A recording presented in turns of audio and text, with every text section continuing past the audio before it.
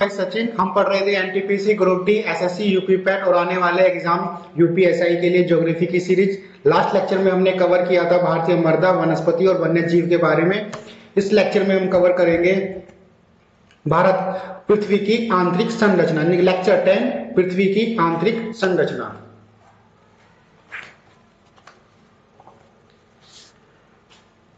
यानी कि हमारी पृथ्वी जिस पर हम रहते हैं, ऊपर से ठंडी, ठोस एवं कठोर दिखाई देती है। आज से लगभग 5000 करोड़ वर्ष पहले हमारे सौर मंडल की उत्पत्ति हुई थी। हमारे सौर मंडल के जो 8 ग्रह हैं, उसी ग्रह में से एक हमारी पृथ्वी भी है। हमारी पृथ्वी की जो उत्पत्ति के समय ये क्या थी, ये गर्म गैस और धूल के कणों से बने गोले के, यानी कि धकते गोले के समान थी ये। यानी कि जब इसकी उत्पत्ति हुई थी तो इसमें केवल गर्म गैस और धूल के कण से थे, इस और आग के धकते गोले के ये समान थी।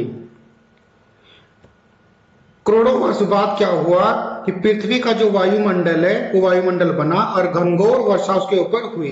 तो जो धीरे धीरे पृथ्वी की ऊपरी परत क्या हो गई, ठंडी हो गई। लेकिन आज भी पृथ्वी अंदर से क्या है, गर्म है।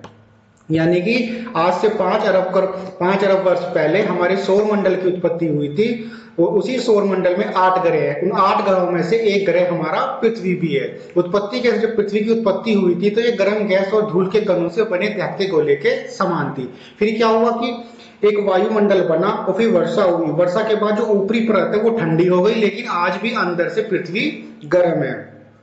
आप इसका उदाहरण ऐसे ले सकते हैं कि जैसे आपने घर में देखा होगा कि कुछ उपले लेना और उनको जलाना, तो आप देखेंगे कि थोड़ी देर बाद उस पर ऊपर की जो सतह है उस पर राख बन जाएगी। फिर आपको ये कोई लोहे की गर्म रोड लेना और उसके अंदर डालना, तो आप अनुभव करोगे कि जो रोड है वो अंदर से गर्म निकली है। इसका मतलब ये है कि नीचे अभी भी आग दबी हुई है। तो इसी तरीके से हमारी पृथ्वी भी ऊपर से ठंडी है लेकिन अंदर उसमें आज भी गर्म है। वो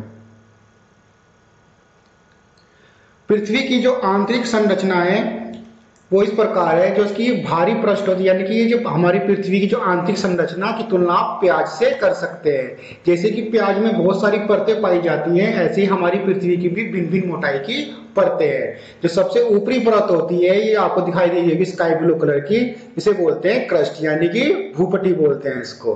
क्या बोलते हैं इसको?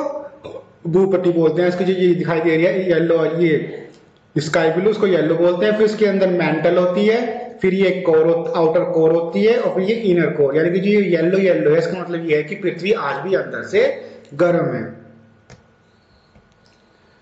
पृथ्वी के अंदर की 3 परतों में विभाजित किया गया है, भूपटि यानी कि क्रस्ट, मेंटल और कोर। तो जो ये ऊपर की परत है क्रस्ट, इसी पे ही नदियां, पहाड़ वगैरह मिलते हैं। उसके नीचे फिर ये अपर मेंटल होती है, फिर ये लोअर मेंटल, फिर ये आउटर कोर और फिर ये इनर कोर। जैसे जैसे आप नीचे जा रही, जैसे ये लिखा हुआ है टेम्परेचर, जैसे जैसे आप नीचे जा रहे हो टेम्परेचर बढ़ता जा रहा है, इंक्रीज होता जा रहा है। इसका मतलब अंदर आज भी पृथ्वी गर्म है। ये कभी कभी एग्जाम में पूछ लिया जाता है कि कौन सी रेंज पर कौन सी परत है। तो ये इस डायग्राम की सहायता से बताया गया है कि 1900 से लेकर 4000 की जो गहराई है वहां पर लोअर मेंटल होती है, 1900 तक की ये अपर मेंटल होती है। इस तरीके से फिर ये आउटर कोर और ये फिर इनर कोर। तो सबसे पहली परत है पृथ्वी की वो है क्रस्ट, जिसे बोलते हैं भ्रूपटि। तो पृथ्वी का जो सबसे ऊपरी परत है उसको क्या बोलते हैं? भ्रूपटि बोलते हैं। यह पृथ्वी की सबसे पतली ठोस परत है। पृथ्वी की सबसे पतली ठोस परत है और भूपटि की मोटाई विभिन्न स्थानों पर ये भिन्न भिन्न होती है। यानी कि जो इसकी परत है वो अलग अलग स्थानों पे उसकी जो मोटाई होगी वो अलग अलग होगी। जैसे कि समुद्र की तलहटी का निर्माण करने वाली जो भूपटि है वो मात्र 4 से 7 किलोमीटर की मोटी होती है, जबकि महाद्वीपों की भूपटि औसत रूप से 35 किलोमीटर तक होती है। जैसे जैसे आप नीचे जाओगे कुछ पर्वतों के नीचे तो इसकी मोटाई 70 किलोमीटर तक भी है। चट्टान और मिट्टियां इस भूपटि की सबसे ऊपरी परत का निर्माण करती हैं। सिलिका एवं एल्यूमिनियम पदार्थ की अधिकता के कारण इस परत को सियाल भी कहते हैं।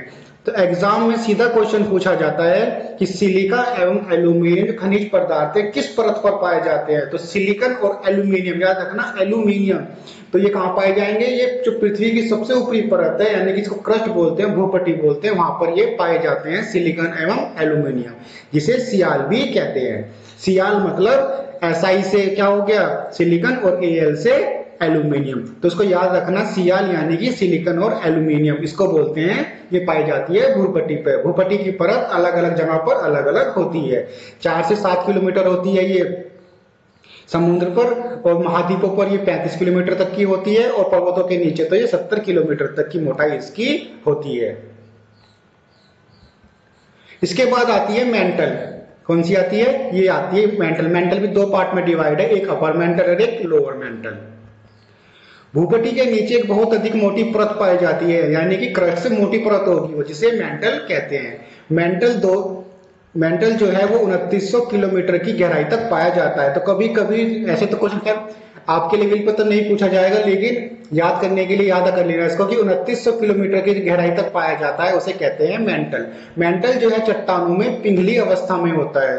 किसमें होता है, ये पिघली अवस्था में होता है। यह भूपट्टी से एक सीमा द्वारा अलग की गई है, यानी कि क्रस्ट और उसके बीच में एक जो आपको दिखाई दे रही होगी ये थोड़ी सी मोटी सी परत, इसके द्वारा इसको डिवाइड किया गया है क्रस्ट में और अपर मेंटल में। इसके खोजकर्ता थे, इसका खोजकर्ता के नाम आपसे पूछ लिया जाएगा कि मोहरविक, यानी कि जो मेंटल की जिसने खोज की थी वो मोहरविक थे, और उनके नाम पर ही इसको मोह असातांत्य कहते हैं। क्या कहते हैं इसको, मोह असातांत्य, यानी कि मोह डिसकंटिन्यूटी भी कहते हैं। मेंटल का जो ऊपरी भाग है वो दुर्बलता मंडल, यानी कि जिसको